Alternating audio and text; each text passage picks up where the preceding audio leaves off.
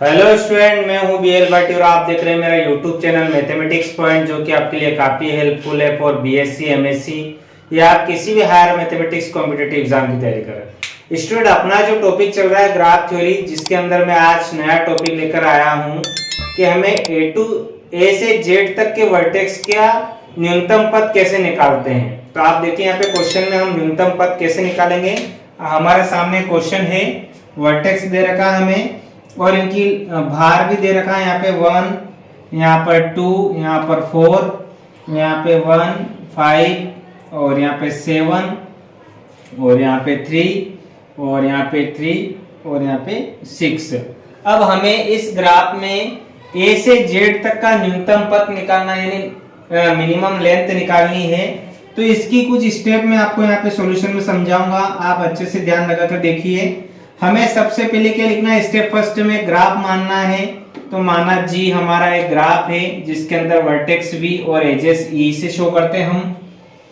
Second हम यहाँ पे वी वर्टेक्स लेंगे, तो वर्टेक्स में हमारे पास यहाँ पर है A B C D E और जेड, ये हमारा वर्टेक्स का सेट है।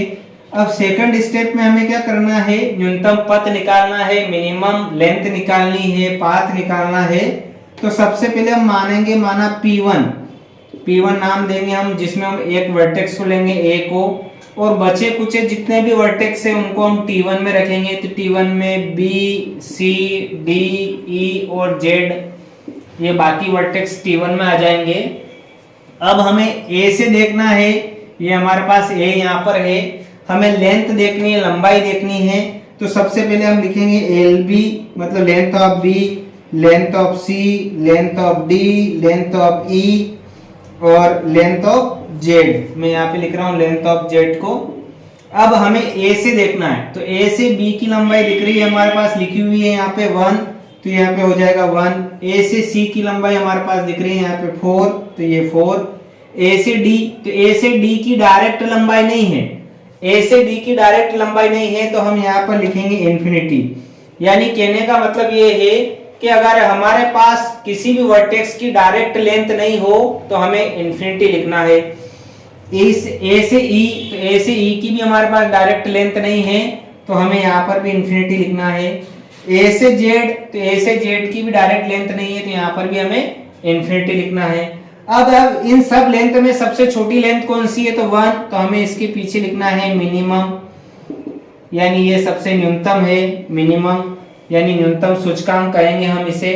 अब नेक्स्ट स्टेप में, पहली स्टेप ये थी, सेकंड स्टेप। अब थर्ड स्टेप में हम क्या करेंगे, थर्ड स्टेप हम लेंगे, तो हमें मिनिमम वाला वर्टेक्स लेना है। तो यहाँ पे मिनिमम वाला वर्टेक्स B आया, तो अब हम P2 लेंगे जिसमें A रहेगा और B आ जाएगा, और बाकी बचे कुछ T2 में आ जाएंगे C, D, E, Z। अब हमें लेंथ निकालनी है फिर से C की, D की, E की और Z की। तो हम यहाँ पे लिखेंगे लेंथ ऑफ C बराबर यहाँ पे लेंथ ऑफ D, यहाँ पे length of E, length of Z। अब आपको यहाँ पे क्या करना है, पहले इनकी पुरानी लेंथ लिखनी है। तो C की पुरानी लेंथ कितनी है, तो C की पुरानी लेंथ है 4, तो कोमा लगा के 4। और अब हमें यहाँ पे देखना है, हम B से देखेंगे, तो B से C की लेंथ दिख रही है, B से C की लेंथ है 2। तो हमें यहाँ पे क्या करना है, B से C की लेंथ 2 है और अभी हमारे पास मिनिमम लेंथ 1 आई थी, तो हमें क्या करना है, 1 और प्लस 2 लिखना है। अब D की देखिए, आप D की पुरानी लेंथ कितनी है, तो पुरानी लेंथ इन्फिनिटी है, तो इन्फिनिटी लिखकर कोमा लगाना है। अब हमें B से देखना है D की लेंथ, तो B से D की लेंथ 7 है, तो यहाँ पे B वाला लिया है, तो B की 1 और 1 प्लस 7 लेंगे। इसी प्रकार E वाला देखो, E में भी इन्फिनिटी और यहाँ पे 1 तो लेने ही है, 1 प्लस, अब B से E की लेंथ यहाँ पे बीच में रही है 5, तो हम यहाँ पे 5 लेंगे। अब Z वाला देखो, यहाँ पे भी इन्फिनिटी और फिर 1 तो लेने ही है क्योंकि B से देख रहे हैं हम, तो 1 प्लस करके, अब B से Z की डायरेक्ट लेंथ नहीं है, तो 1 प्लस इन्फिनिटी लिखेंगे। अब इन सब में दोनों में से मिनिमम कौन सी लेंथ है, तो हम यहाँ आगे लिखेंगे मिनिमम, यहाँ पर हम लिखेंगे मिनिमम और यहाँ पर भी लिखेंगे मिनिमम और यहाँ पर भी लिखेंगे मिनिमम। अब 4 और 3 में छोटा कौन होता है, तो यहाँ पे आ जाएगा 3, और 8 और इन्फिनिटी में छोटा कौन होता है, तो 8 यहाँ आ जाएगा, यहाँ पे 6 और इन्फिनिटी में 6 आ जाएगा और यहाँ पे इन्फिनिटी आ जाएगा। तो इस प्रकार हमने यहाँ पे मिनिमम निकाला। अब फिर इनमें सब में मिनिमम कौन आ रहा है, तो सब में छोटा आ रहा है यहाँ पे 3, तो इसके पीछे लिखना है मिनिमम 3। हमारा यहाँ पे 3 क्या है, मिनिमम है। तो अब जो P3 बनेगा अगली स्टेप में, हम जो P3 लेंगे स्टेप 4 में, तो P3 में आएगा A तो पहले से है, B भी है, और अभी मिनिमम कौन सा आया, C आया, तो अब यहाँ पे आ जाएगा C। और T3 में बचे हुए, तो T3 में कौन बच रहा है, एक तो बच रहा है D, एक बच रहा है E और एक बच रहा है Z।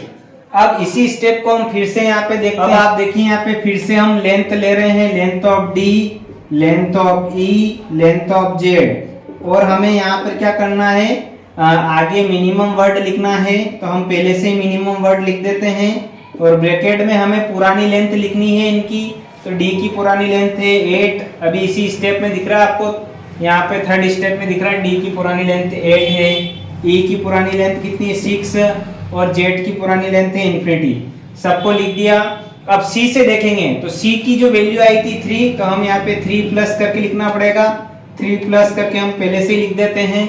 अब C से देखो, C से D की वैल्यू है, C से D में नहीं है, तो हम यहाँ पे लिखेंगे इन्फिनिटी। C से यहाँ पे E, तो C से E में है हमारे पास में 1, तो हम यहाँ लिखेंगे 1। C से Z, C से डायरेक्ट Z नहीं है हमारे पास, तो हम लिखेंगे इन्फिनिटी। अब इन दोनों में मिनिमम कौन है, तो यहाँ पे दिख रहा है 8 और यहाँ इन्फिनिटी, तो इन दोनों में मिनिमम 8 आ रहा है। यहाँ पे अपने पास 6 और 4, 6 और 4 में छोटा कौन है, तो 4, यहाँ पे दोनों जगह इन्फिनिटी, तो इन्फिनिटी आ जाएगा।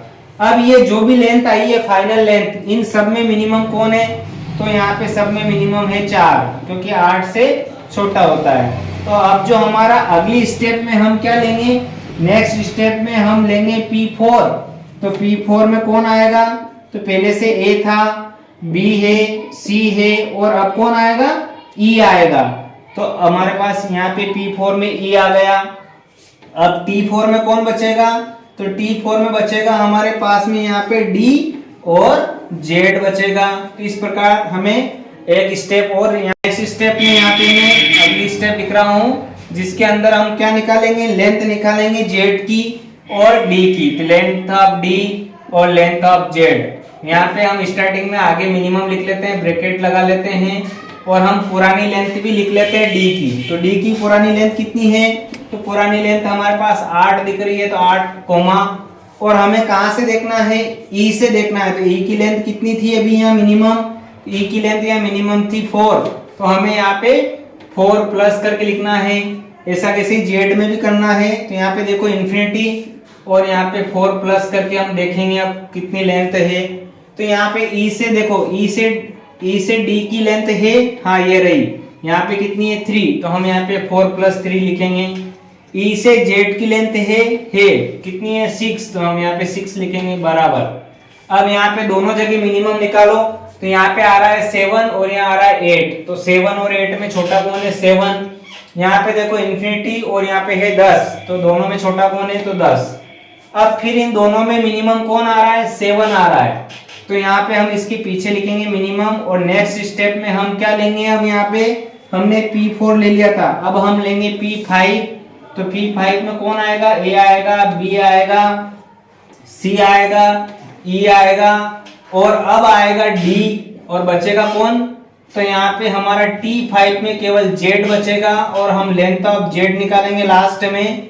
तो लेंथ ऑफ Z निकालेंगे तो वो क्या आएगी, स्टार्टिंग में हमें लिखना है आगे मिनिमम, और उसकी पुरानी लेंथ लिखनी है, पुरानी लेंथ कितनी है Z की 10 कोमा, और फिर हम कहाँ से देखेंगे, तो अब हम देखेंगे D से, और D की क्या आई थी मिनिमम यहाँ पे 7, तो 7 प्लस करके देखेंगे। तो D से देखो, D से Z की लेंथ भी दे रखी कितनी है 3, तो 7 प्लस 3 करेंगे, तो ये भी कितना आ रहा है 10 आ रहा है, तो दोनों में मिनिमम कितना होगा 10 होगा, तो इक्वल हम 10 लिख देंगे। तो इस प्रकार हमने क्या किया, यहाँ पे इनकी जो आपकी मिनिमम लेंथ या लंबाई कितनी आई है 10 आई है, फाइनली आंसर 10 आया है। तो हम इसे लास्ट स्टेप में यहाँ पे इस प्रकार लिख सकते हैं कि A से B गए, फिर B से C गए, C से E गए, E से D और लास्ट में Z। तो A से B कितना 1, यहाँ पे कितना 2, यहाँ पे कितना, फिर यहाँ पे देखो 2, और यहाँ पे C से E में कितनी 1 है, और फिर ई से डी 3 है और फिर डी से 3, ये भी कितनी है 3 है। तो यहाँ पे आप टोटल करके भी देख सकते हो 1 + 2 3 + 1 4 + 3 7 + 3 कितने हो जाएगी 7 + 3 10। तो यहाँ पर जो कुल लंबाई आ रही है यानी मिनिमम लेंथ आ रही है, मिनिमम लेंथ या यहाँ पर हम कह सकते हैं न्यूनतम पथ या न्यूनतम लंबाई कितनी आ रही है हमारी 10 आ रही है। ठीक है स्टूडेंट, तो इस प्रकार हम यहाँ पे क्वेश्चन को कर सकते हैं। अगर आपको वीडियो पसंद आया तो लाइक करें, शेयर करें, कमेंट करें और अभी तक अगर आपने चैनल को सब्सक्राइब नहीं किया तो बेल आइकन को प्रेस करें ताकि आने वाले नए वीडियो की नोटिफिकेशन आपको मिलते रहेंगे। Thank you for watching.